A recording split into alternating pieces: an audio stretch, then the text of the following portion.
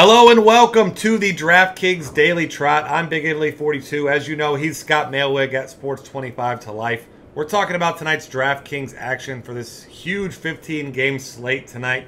And despite there being 30 games, or 30 teams in play tonight, I should say, there are not a whole hell of a lot of pitching options I like. I don't know about you here, but really just a few guys that I'm looking at. I mean, you've got a ton of guys with upside, but not a lot of guys I feel particularly safe about. So looking at the top here, Zach Greinke at 9,800 against a bad Milwaukee offense, which Clayton Kershaw dominated until the very end last night. Gave up a couple runs there in the 8th inning. But I like Greinke at 9,800. I think that's a fair price for him. The strikeout rate's down, but keeping the ball on the ground. He's pitching deep. He's getting wins. You got to like their chance of getting some run support there. So outside of him, I like Andrew Kastner a lot as well, $9,000. His really only weakness is against lefties. Not many lefty bats at all that really concern you for the Giants. So those are my favorite two options at the top. Anybody else you're looking at the top, or are you on these guys as well? I'm on those two guys for the most part. I don't mind Strasburg if the weather clears up a little bit, but with the rain concern there right now, it's really tough to play him because if there's a delay, I can't imagine he comes back out. No, we know how cautious they are with Strasburg. Yeah, exactly. So that's a concern there. But I really like this matchup with Miami, and he's a pretty decent favorite in this game. Like everything's really nice except for the weather. Yeah. I think he's a great GPP play today. It'll be tough to play him in cash games with the rain concerns and with just how good of a play Greinke is, really. Because you're not going to play both of them very much in cash games. You'd be really strapped for cash with your hitters if you did that. And I just think Greinke's like a really superior play here. I mean, you just play the guy against Milwaukee every day right now, and then move on to the second pitcher on DraftKings. Yeah. That's how it goes pretty much right now. It's pretty simple. I mean, Gomez is back, but they're still not swinging the bat very well. Yeah, there's a couple other guys that I think are interesting. One guy that I think is a great GPP play is Pineda. 7,600 on DraftKings at Toronto. Not the best situation, obviously. Toronto's been swinging the bats pretty well. A lot of righties in their lineup, though. Pineda's looked great early in this season. Lots of strikeout upside with him. He's been pitching a little bit deeper into games over the last couple starts. There's just a lot of upside there. There's a little bit of downside, too, like you mentioned, at Toronto, facing a lot of hot bats. He is a favorite in this game, though, so I feel pretty good about him for 7,600 in GPPs. Probably not a guy I'm going to look at a ton in cash games, though. My cash game guy that's a little bit cheaper than that is Porcello. 6,600, hasn't been pitching great. Facing Tampa Bay, who's not hitting really well. Wind's blowing in there, I believe. Obviously, you don't love throwing guys in Fenway that often, but I mean, Tampa Bay's lineup is one that I've just been okay with attacking with guys at this price right now. Yeah. And it lets you get some better hitting options. I mean, Greinke's not ridiculously priced. You pair him up with a guy around 6,600 like that, you'll be able to put together the lineup you want. So he's a guy I'm looking at a little bit. Last guy for GPPs, I think, is Shane Green. I'm going to take a look at. He's not a favorite here. But you got to love the Detroit offense behind him. The White Sox haven't been anything special in terms of swinging the bats so far this season. 6,500 on DraftKings for a guy that, I mean, he's pitched pretty well. He's been a little bit up and down, but I think he's a guy that can have a nice game here. Yeah, absolutely. There's two more guys I want to throw in for GPPs. One being Danny Salazar. He's $8,600. He's got a ridiculous 35% strikeout rate this year. Yep.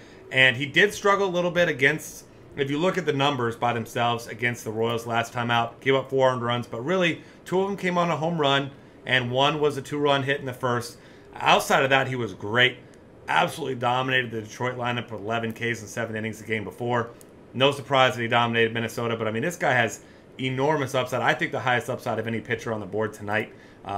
Obviously, the Royals don't strike out much. Lorenzo Cain is out for this game, though, because he's still serving his suspension, so that helps a little bit. One less bat he has to worry about.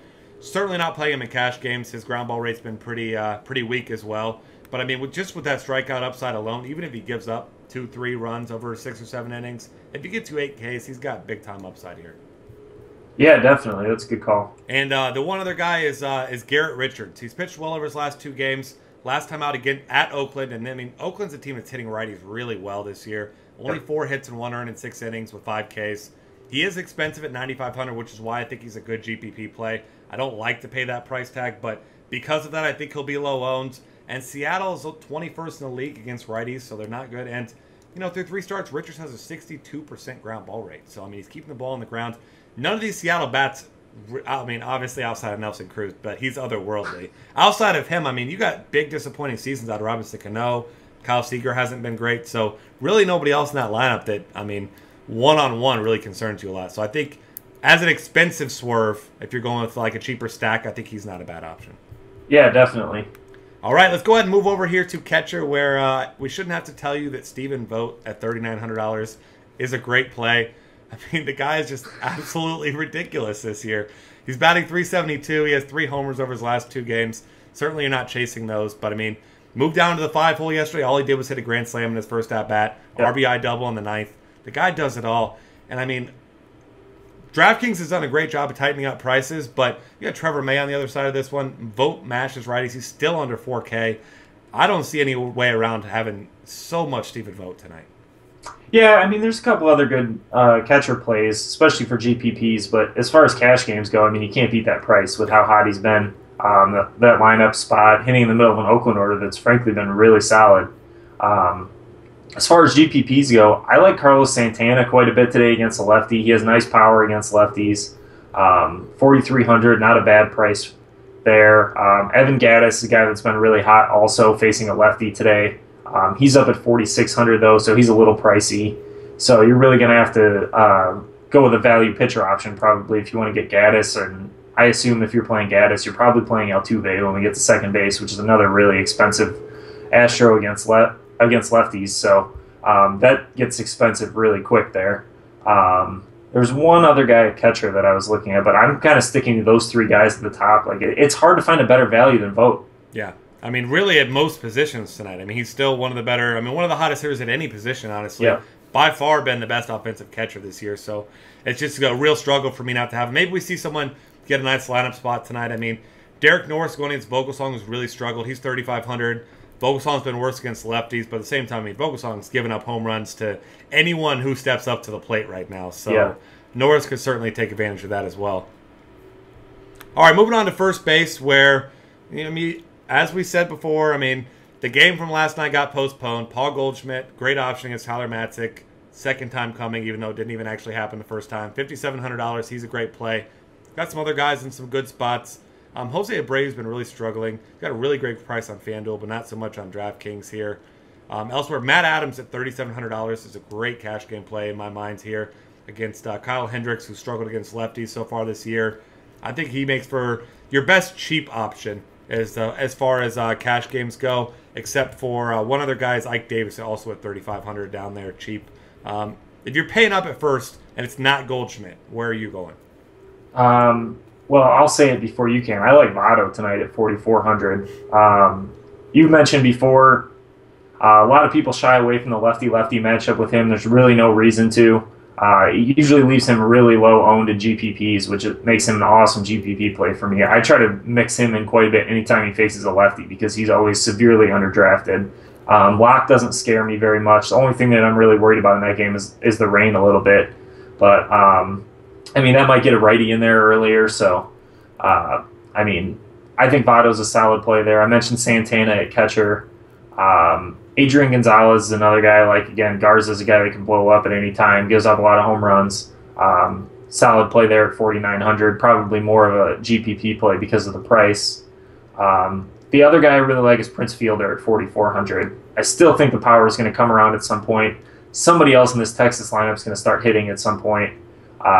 I think he's a pretty solid play at 4,400 against Feldman, who's not a guy I shy away from at all. Yeah, and that's a great call there with Fielder, too. He's another guy who's been flying under the radar, mostly because he hasn't been hitting for power. But, if you look over his last couple games, he had a home run 4 games ago. He's getting some doubles as well. So it's starting to turn around for him. And he's still batting .354. So, he's breaking. He just hasn't really had the power. He's been over 10 DraftKings points in 3 of the last 4 games. I think he was 1 for 4 with a double or something like that last night for 5 points.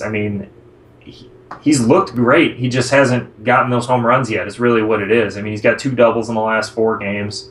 I think the power's coming around, like you said. I think he's a fantastic play most nights. And at 4,400 against the pretty weak righty tonight, I feel good about that. Yeah, and that lineup's just not helping him out much. Not a lot of guys on base, not a lot of guys to drive him in. That's been really, outside of the lack of power, the biggest drawback for playing Prince Fielder. But I mean, like you said, he's quietly having a hell of a season right now. Moving on to second base, we already mentioned Jose Altuve. We've said it a million times. He's against the lefty. He's against a bad lefty, and Wandy Rodriguez. I mean, just find a way to get him in somewhere. I mean, I'm not saying you have to play in your cash games because he is really, really expensive. But, I mean, you're going to need some exposure to Jose Altuve here. I mean, he got an intentional walk last night. A leadoff hitter got an intentional walk. I know. That's how good he's been.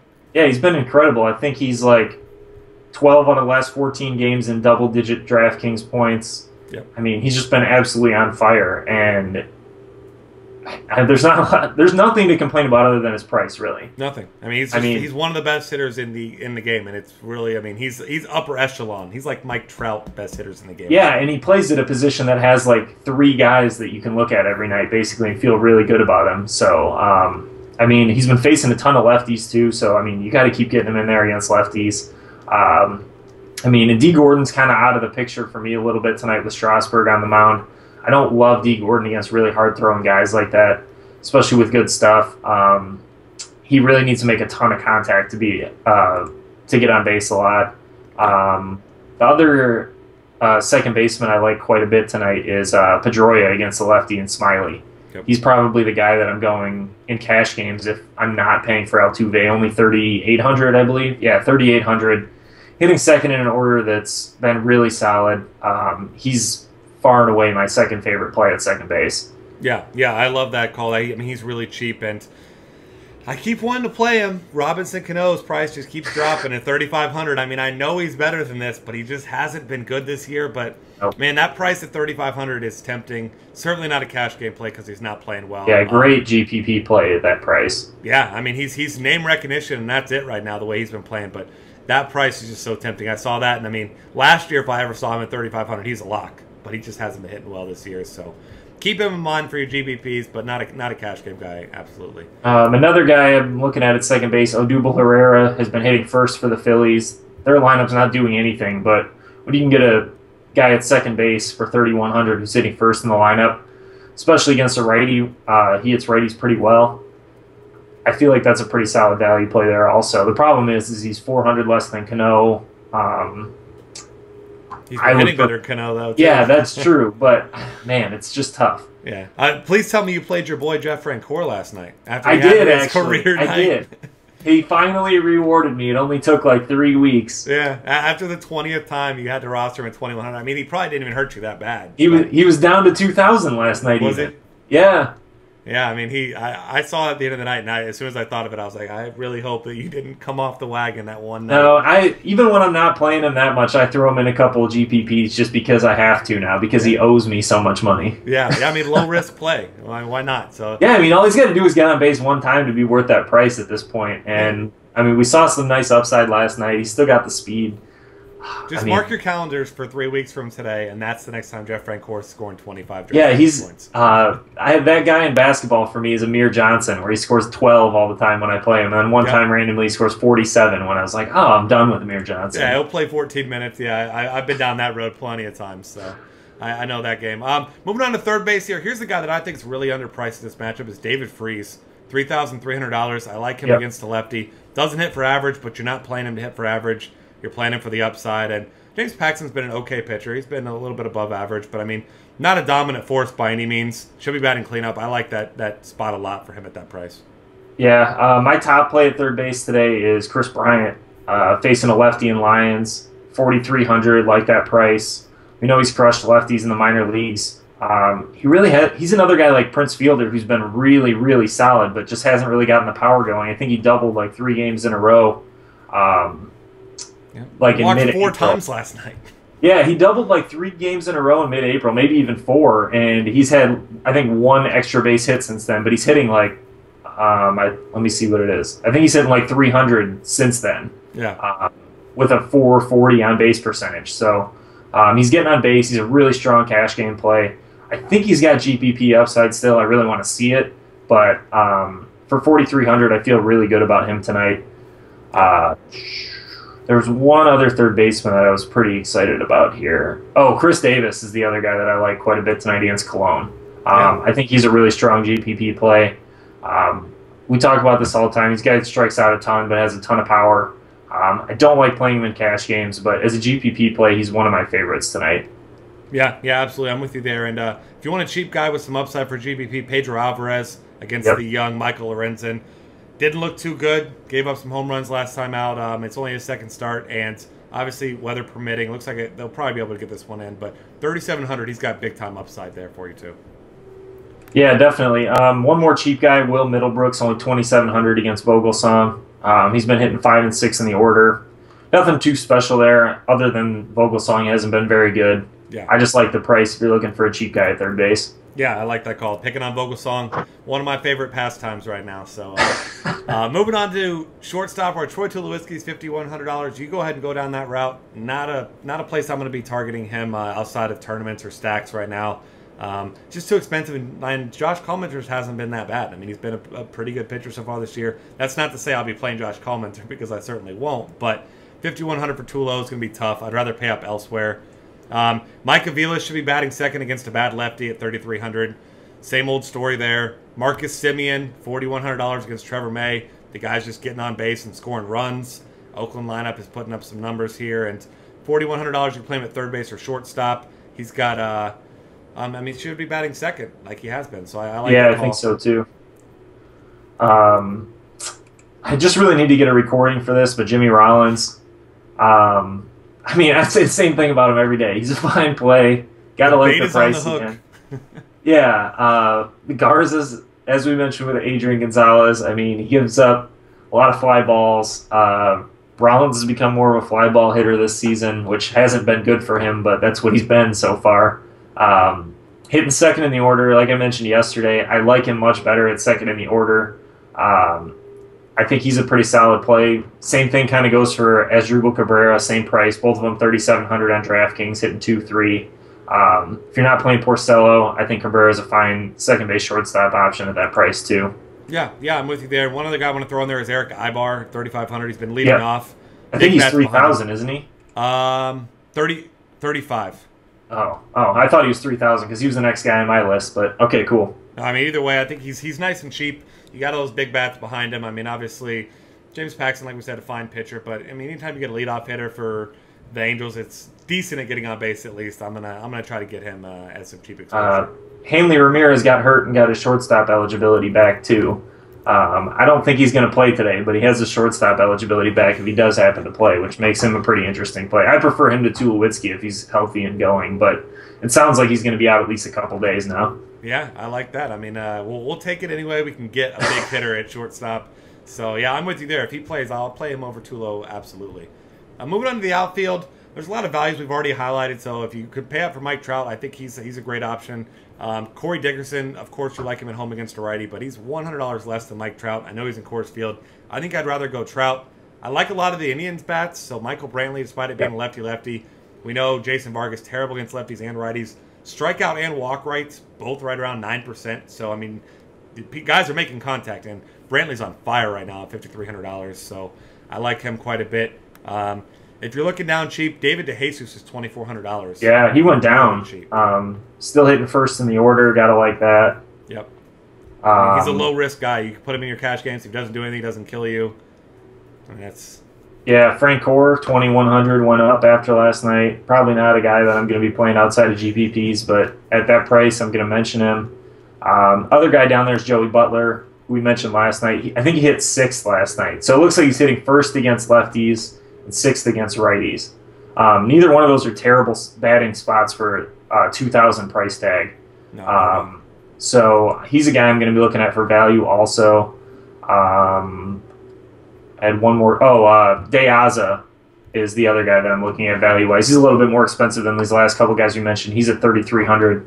That's still a nice price for a guy hitting first in the Orioles order, facing a righty in Cologne who doesn't have strikeout stuff anymore.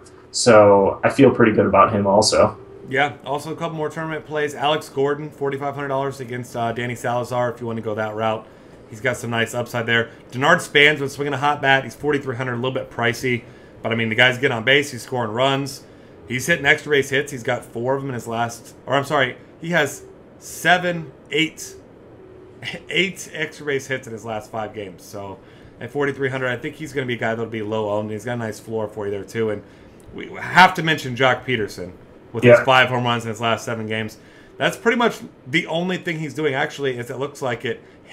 5 of his last 6 hits have been home runs. So if he's hitting the ball and it's not going in a glove, it's going into the seats. So, yeah. I mean, the guy has insane amounts of power, and 4,300 is too expensive for cash games. But as we know, I mean, he's got a ton of upside for tournaments. Yeah, definitely. All right. Anthony Ghost is one more guy I want to mention at 3,600. Should be leading off for the Tigers. Anybody else you want to throw in there before we get out of here? The only other guy I would mention is Alan Craig against the lefty and Smiley.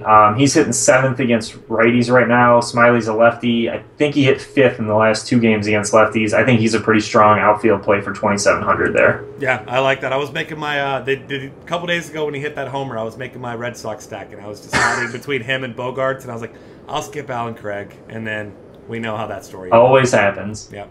Either way, thanks for hanging out with us here. Find us on Twitter at DFCafe. DailyFantasyCafe.com is your source for all great information for tonight's slate, and we'll see you tomorrow.